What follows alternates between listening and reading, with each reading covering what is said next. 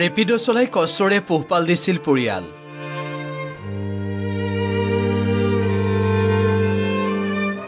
হাজিৰা কৰি ক্ৰয় কৰিছিল বাইকখন। আৰু হঠাৎ গুৱাহাটীৰ ছুপাৰ মাৰ্কেটৰ উৰণ খেতুত শেষ হৈ গ'ল সপোন।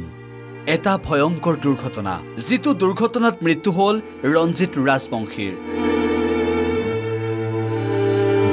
নিজৰ কোনো ভুল নথকাকৈয়ে এনেদৰে ভয়ংকৰ দুৰ্ঘটনাত প্ৰাণ হেৰুৱালে ৰঞ্জিত ৰাজবংশীয়ে।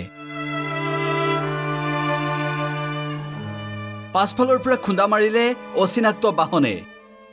ৰঞ্জিতৰ মৃত্যুৱে কন্দুৱাই তুলিলে সকলোকে। কেৱল ৰঞ্জিত ৰাজবংশীৰ পৰিয়ালটোৱেই নহয়, এই দুৰ্ঘটনাত মৃত্যু হ'ল প্ৰিয়া সোণাৰৰ। প্ৰিয়া সোণাৰৰ মৃত্যু অসহনীয়।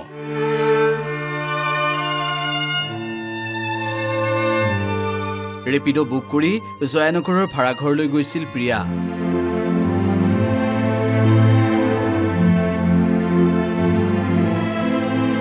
ৰঞ্জিতৰ ৰেপিডোত উঠি যোৱা প্ৰিয়া সোণাৰৰ মৃত্যু হয় এই ভয়ংকৰ দুৰ্ঘটনাত।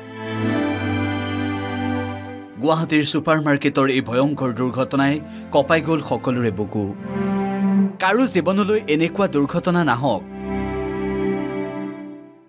এফালে ৰঞ্জিত ৰাজবংশীৰ পৰিয়ালত শোকাকুল পৰিৱেশ, আনফালে প্ৰিয়া সোণাৰৰ ঘৰখনতো একেই পৰিৱেশ। এই দুৰ্ঘটনা যেন কোনেও সহজভাৱে মানি ল'ব পৰা নাই। বিভিন্নজনে দাবী উত্থাপন কৰিছে, এই অচিনাক্ত বাহনখন কাৰ আছিল। চিচিটিভিৰ ফুটেজত ধৰা পেলাব পাৰিবনে? এই সকলোবোৰ তথ্যৰ উত্তৰ বিচাৰিছে এতিয়া সকলোৱে। উল্লেখ্য যে নলবাৰী বাক্সাৰ সীমান্তৱৰ্তী চাপলেকুচিত ঘৰ আছিল ৰঞ্জিত ৰাজবংশীৰ। হাজিৰা কৰি পৰিয়াল পোহপাল দিয়া ৰঞ্জিতে বাইকখন কিনিবলৈ কেনেদৰে এটকা এটকাকৈ টকা সাঁচিছিল, সেয়া পৰিয়ালটোৱে আজি কৈ উচুপি উঠিছে। তাৰ পাছতে গুৱাহাটীলৈ আহিছিল আৰু গুৱাহাটীত ৰেপিডো চলাই উপাৰ্জন কৰা টকা ঘৰলৈ পঠিয়াইছিল ৰঞ্জিতে। আৰু গুৱাহাটীত ৰেপিডো চলাই থকা ৰঞ্জিতৰ এই অকাল মৃত্যুৱে ঘৰখন এতিয়া অন্ধকাৰাচ্ছন্ন কৰি তুলিছে। দেওবাৰে নিশা প্ৰায় 10 বজাত সংঘটিত এই দুৰ্ঘটনাত ৰঞ্জিত ৰাজবংশীৰ লগতে প্ৰিয়া সোণাৰৰ মৃত্যু হৈছিল।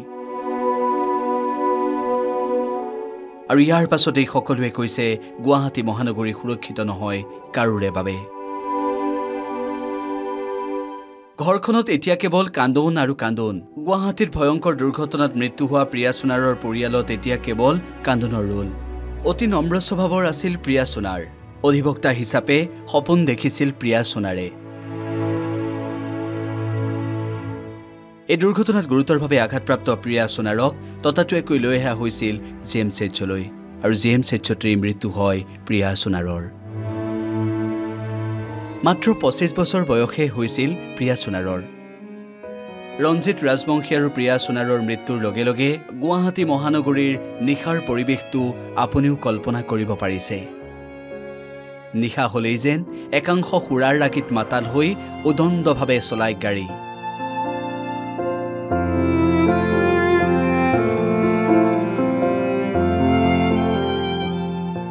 এতিয়া সকলোৱে ন্যায় দাবী কৰিছে। ৰঞ্জিত ৰাজবংশী আৰু প্ৰিয়া সোণাৰ গুচি গ'ল আমাৰ মাজৰ পৰা।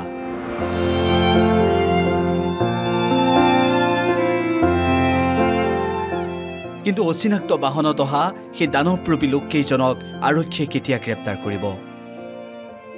শাস্তি হ'বনে তেওঁলোকৰ?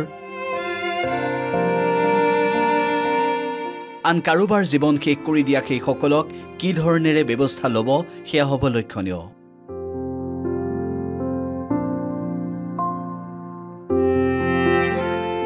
News desk report, the news plus.